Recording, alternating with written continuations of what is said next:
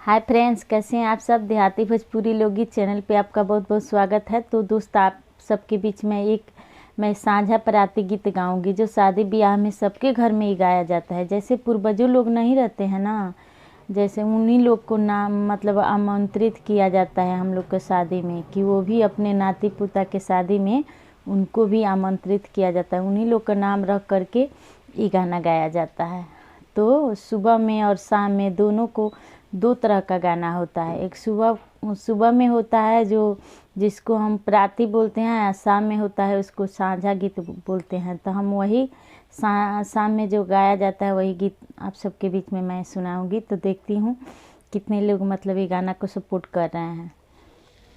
और लाइक भी कीजिएगा, कमेंट और शेयर सब्सक्राइब करके हमें बताइएगा। कमेंट कीजिएगा तभी ना हमको पता चलेगा। सांझा बोलेली माई हे के करा घरे जाई। सांझा बोलेली माई हे के करा घरे जाई। के मोरे सांझा मनोई है माई। के मोरे सांझा मनोई है माई। बोलेली कवन देई हमारा घरे आई।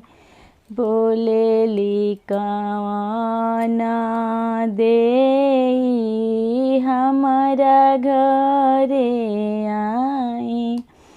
हमरौरा साझा मनाई बे माई।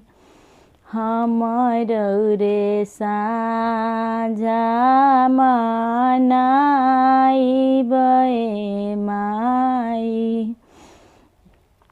कथिए के दिया ना कथिया के बाती। कथिए के दिया ना रेला सारी राती।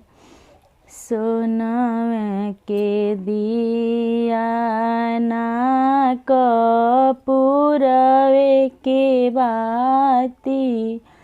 घिउआ में दिया ना जरेला सारी राती। जरी गईले दिया ना बुताई गईले बाती। तब लेक कवन दुल्हा खेले जुआ सारी राती। जंगिया लगल सुभावा गईलिया साई। साझा बोलेली माई हे के करा घरे आई। बोलेली कवन देई हमारा घरे